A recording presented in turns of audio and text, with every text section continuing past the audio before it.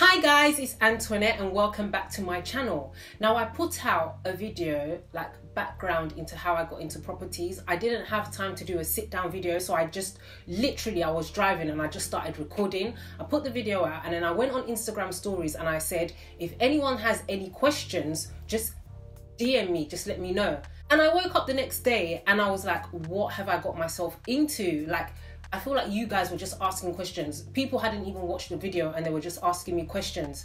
It's not to say that I won't answer the questions, but it was just like, wow, okay. So I have all the questions here. I'm not gonna read out names because obviously I didn't ask. If I don't like stuff like that where you're reading out questions and you're putting the person's name and you haven't really asked them.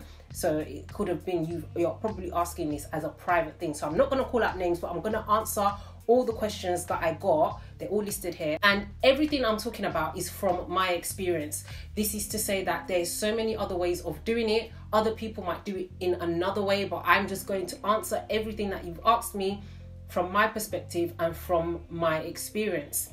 So without wasting too much time, let's just get straight into this video so that it's not like dragging on. And I think the first question was asking me how I got funds into like starting property when I was so young.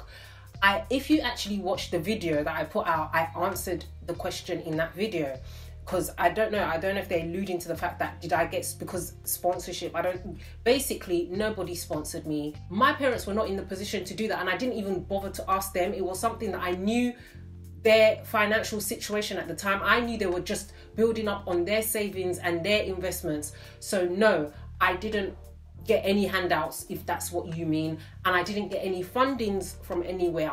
It's best to just go and watch that video because I kind of went in depth and I explained what I did, and it started with me saving, and then I explained further along the line as we were going on, like when I met my boyfriend and my husband now, but my boyfriend then, and he was doing the same thing and he was into the same thing as me. We came together and we started doing it together, which made things a lot easier and a lot quicker. Now there's that argument that when I started, things were like a lot easier. I'm not even going to dispute that. Getting into property now is a lot harder than it was then, but I also feel there's a lot more options. There's a lot of schemes that you can go into it, like 50-50 or this 20, this whatever. Basically, if you don't have the whole lump sum for the deposit, you can kind of share it. And like I said, if you are in the position, I know everyone's financial situation is not the same. If you're in the position where someone can help you out, i.e. your parents can help you out, make good use of it. For me, I think a big factor in what helped me is that I didn't move out until I married. So all the money, and my parents didn't ask me for rent. So all that money kind of thing, I was able to save it. So you help out here and there with bills and stuff or whatever, but paying rent and all of that, I didn't have to worry about that. So money that I was getting from my salary could go towards what my plan was and what my goals were, and like funding that, like just saving in that regards. So if you're in the position to stay at home, I know a lot of people are like, nah, I'm done with this home thing. But if you're in the position to do it, it's, you know, the whole property thing is looking ahead. It's more of like a long-term thing. It's not a get rich quick scheme thing at all. You're looking ahead, and for me especially, it's more of an investment into the future. You can say, well, even if I do that, it's going to take me 7 years to get to the stage where I've got enough money for a deposit. Save for that 7 years, because before you know it, the 7 years will come. And that's exactly what happened with me. It was like you have to start from somewhere, no matter how small it is. If you're not in a job, it's a different situation. If you've got a consistent income coming in and you know that not all your salary is going towards like bills and whatnot, you can actually put money aside. In the beginning, we sacrificed a lot of things we wanted to do, we didn't do it. We put it off in the aim of, okay, let's just save for this and invest in this, so later on you can do XYZ. So I hope that answers your question. It's good to have, I think this is also answering another question, it's good to have people around you that are doing what you're intending to do or something similar. or like I said, have a mentor, someone that can guide you. Not to say that you're going to take their advice or necessarily take their advice, because at the end of the day, you do what works best for you. But it's still good to have people that have been in the game, that have done this, are doing it, and are successful at it, so to say. And yeah, you can kind of like rub minds with them, ask them questions, and they'll help you. There's pitfalls that you might not necessarily see, that they'll be able to say, okay, XYZ, or they might have been through a situation where they can advise you and say, actually, this is what happened to me when I did this, so you might want to reconsider that. So if it's something that you're looking to do as an investment, I would strongly advise you get a mentor, get someone that is doing it, or someone that you know is like in that business, and someone that can just guide you. And another question was, why did you choose investing in properties? There are so many ways to invest, but because I enjoy this, and I think like if you invest in real estate, I don't think it's ever going to be like a problem. And people can say, okay, the market goes up and the market goes down, but the market goes down, the market will come back up. So you've still got that investment, and the property is like, I feel like it's the most secure and risk-free investment basically. And we have a liking and an enjoyment to it, and we have experience in it. So why not carry on, and why fix something that's not broken, right? So yeah, that's where my interest lies. And you can say, okay, like the whole property thing is like, it's an oversaturated market right now, so why should I go into it? Why not have your slice of the pie? Like, it's oversaturated, but doesn't stop people from making profit from it every single day. And the way I see it as well is, even if you're like, okay, things are a bit high peak right now, wait it out. Save up your money. When I got my first property, it was like the economy was really bad, but that was a really good opportunity for me to go in and sweep. So basically, that's why I said, save up your money. In another 7 years' time, we don't know what the economy is saying. But then if the economy drops, it can be a good opportunity for you. Okay, you've got that capital, you've got that money, go in and do what you need to do. You can get the property at a fraction of a price that you would have got it at another time. So it's all about, it's a weighing game. So you get it, and then in another year, couple years time, you're getting money on it because the price of your property has gone up. So the economy is always going to go in cycles. It's always going to go up and it's always going to go down. But just prepare yourself. You might not be in a position right now to buy a property right now. Tomorrow, go out there and buy something, but you can always plan and save towards it if it's your desire. So yeah, someone else asked freehold or leasehold. Which one? For me, all of the properties we've done have been freehold. As a preference, we've gone with freehold, so you know right out, you own that property, you own the land, you own everything. But it's not to say that you shouldn't get leasehold if you want to get leasehold. It's not, I don't think there's any right or wrong in this, and a lot of people will make it like a controversial issue, but I don't think it's a controversial thing. It's down to your preference, it's down to what you want to do. And we've been very specific, especially with the rentals. We know the target audience that we want. Like, we're targeting young working couples, and so we buy properties in line with that. Like, most of the rentals are 2 bedrooms because that's where we're going to get like the peak rent from, near a station, all stuff like that. You just do your homework, have it in a prime location so that you don't have void periods. For instance, if a tenant moves out, you're not there waiting 3-4 months time for another tenant to move in. Thank God we have not had any void period in any of our properties. If not for the situation that happened that I was talking to you about in my previous video, it's all been cool with this rental thing. And I'm literally, it's been very enjoyable. A lot of hard work, but very enjoyable. Another question was that I want to own a property, but realistically buying something in London will not make sense, not at this time financially. Basically, I think the question is saying that London is too expensive. It is. The time we did it, with the time we started getting into properties, it wasn't as peak as it is now. Not to say that it wasn't high, it was high. From our perspective, we were like, this is ridiculous, but we still did it. But now things are just like, again, if you want to get a property and you can only afford something outside London, what is stopping you? At least you've got your stamp on it. Once you get onto the ladder, especially if you're working with a good mortgage broker, things are easier for you. So let's say you want to get the next property or the next property or the next property, stuff like that. Things are a lot more easier for you than it is just getting onto the ladder. It's a lot easier because you've kind of like, they can see that you've done it, you're building your credit.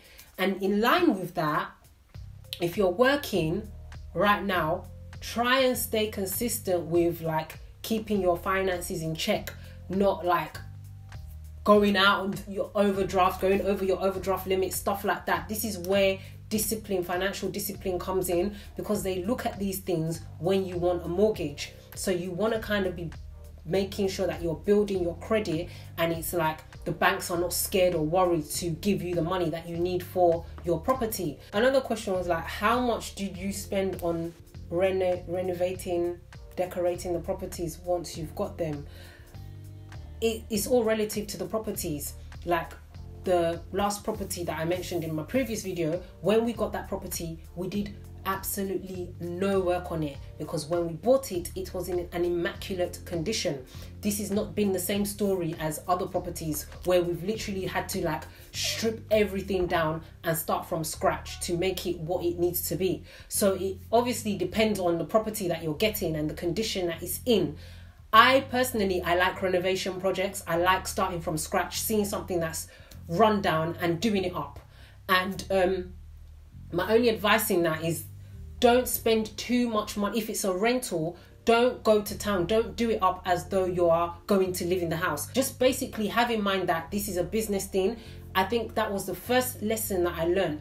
Like the first property I got, I was just like, I got excited and I was like, oh, I'm going to do this to this. No, if you're doing this as a business and a rental, you want to stay away with putting too much money in it. In what I'm saying is that you're buying really expensive curtain rolls and really expensive curtains and furnishing it with really expensive furnishing. I think the bottom line is, don't waste too much money on doing things up to your taste or your requirements, because it's a waste of money. If it's a rental property, do the basics that need to be in there, put the basics in there, do the basic stuff and bounce, so you can like at least have a little bit, because everything is money. It's not even just getting the property. You need to think about stamp duty, you need to think about fees, all of the costs, the pricing, everything. Things just add up. So you need money for other things outside of the deposit that you're putting down. So just think about, bear all of those things in mind when you're planning. And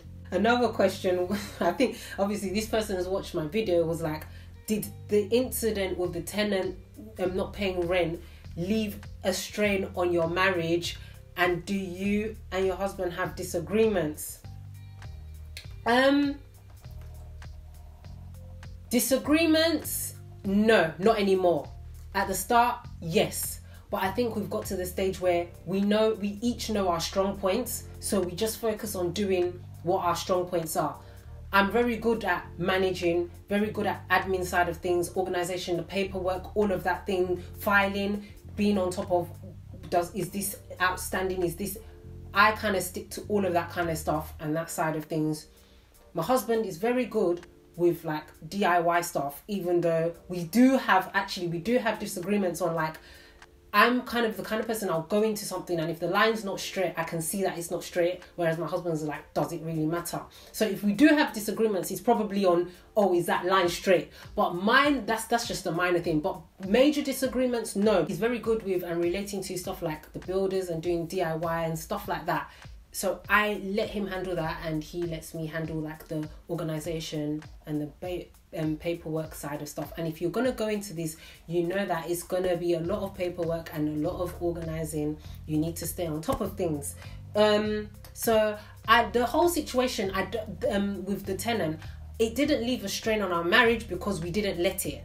So it could have, but we didn't let it leave a strain on our marriage. It was a trying time, especially for me. But I think my husband was very cool-headed about it. I would be lying if I said that it didn't get to me. It got to me a lot because I just didn't understand why the woman was being so difficult, especially when we gave her so much leeway. But it is what it is. Another question is, who did you tell when you wanted to go into properties? Nobody. Generally, I don't advise you letting people know what you're doing. And I'm saying this from experience. Now, when I first got my property, the first property I got, and I kind of confided, someone that I was quite close to at the time, I confided in them and let them know, oh, this is what I'm doing, XYZ. They asked me if they could be my tenant, so to say. So basically, if they could move into that property, but at a discounted rate. And I think a lot of people do not understand that if you're doing this, especially as an investment thing, it is a business. So don't mix business with pleasure. Don't mix business stuff with like family and relatives, because it can get very messy. I mean, that situation taught me a lot, and you can mess up friendships, you can mess up relationships over stuff like this, because people just don't understand. I mean, if I'm getting a property and the rent I'm getting from the tenants is barely paying the mortgage, and let's say little things like British Gas and stuff like that, just in case something happens, how am I now going to put you in there at a discounted rate? But people don't see it like that, and this is why I'm saying be very careful with who you let, or be very careful who you tell your business to, or who you let into what you're doing and your plans. Not only because people can put you off very easily, people sow seeds of doubt into your head that you can't do it, what are you doing? Or like, for instance, now people can tell you the market is oversaturated, why don't you consider doing XYZ instead? If it's something that's on your heart to do, people can very easily, and this is in good faith, but people can very easily sway you away from doing it. And because I'm doing it with my husband, we came to that agreement that we're not letting anyone in on this. So only the people that needed to know, literally, and I would say that's just my parents, because obviously my dad was advising and guiding me in the beginning stages. So I feel it's only courtesy that when you're going for another project or you're going for another thing, you kind of let them know. But yeah, so learning from previous mistakes or learning from the past, it's best to keep people that don't need to know your business out of your business, regardless of how close you are. So you do what you need to do. See it as you are investing in your future. And you, like, I'm very reserved in that I don't talk about coin. It's a natural thing. People don't talk about coin, but I'm coming out here because, like I said in the previous video, a lot of people are at that stage where I feel like you can actually be making moves, but you're not making the moves you can be making. You're not planning for your future. You're just kind of like, well, it doesn't kind of matter because I've got plenty of time. Time goes.